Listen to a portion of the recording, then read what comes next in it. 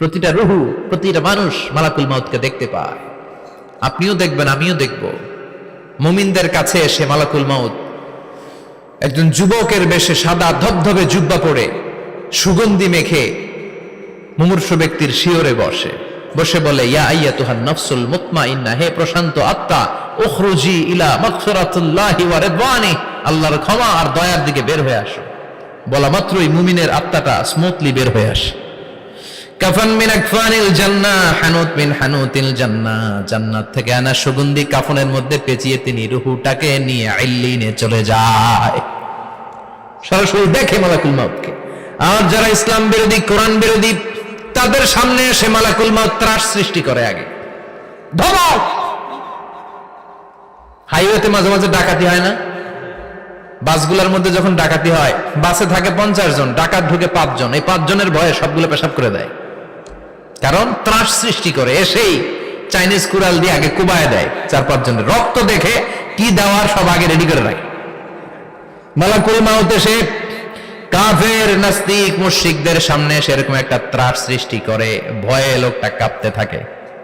ওর কাছে ভদ্র ভাষায় কথা বলে না, সুন্দর জামা পরে আসে না, কালো কুচকুচে চেহারা, ভয়ঙ্কর একটা রূপ নিয়ে, আকৃতি নিয়ে ইসলাম বিরোধীদের মাথার সামনে আসে।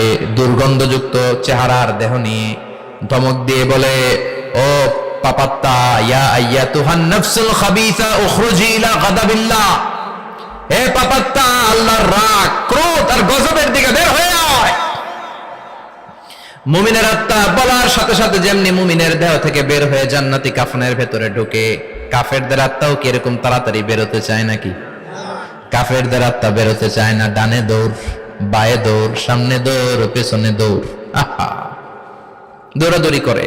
মালাকুল মাউত এটাকে টেনে হিচড়ে, একটা জীবিত ছাগলকে জবাই না করে তার চামড়া উল্টার দিকে টেনে হিচড়ে বের করলে ছাগলটা যত কষ্ট পায়, এর চেয়ে কমসে কম 70 গুণ বেশি কষ্ট দিয়ে কাফের, মুশরিক আর গাদ্দারদের রূহ কবজ করা হয়।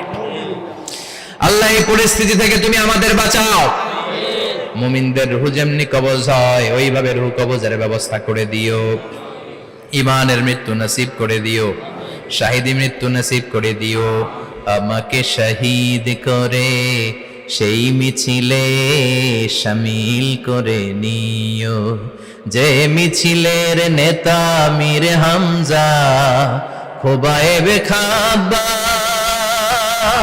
আল্লাহর কাছে ছিল অতি প্রিয়, শামিল করে নিও। আমাকে শহীদ করে সেই মিছিলে শামিল করে নিও। পড়েন আমিন। আর জোরে পড়েন আমিন। তার মানে বিমান দুর্ঘটনায় হোক, কিংবা লঞ্চ ডুবিতে হোক, কিংবা আগুনে পড়ে হোক, কিংবা আত্মঘাতী হামলায় হোক, যে যেখানেই মারা যায়, কবরের 3টা প্রশ্ন তার জন্য আছে না নাই? ইসলাম বিরোধীদের জন্য প্রশ্ন 3টা, আপনারা যারা মুমিন তাদের জন্য 4টা।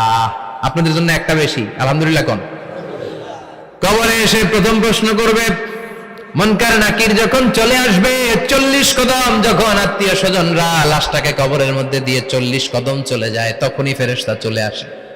আহা, শেষ, সব শেষ। এসেই পরীক্ষা শুরু। মার রব্বুক, তোর রবের নাম কি?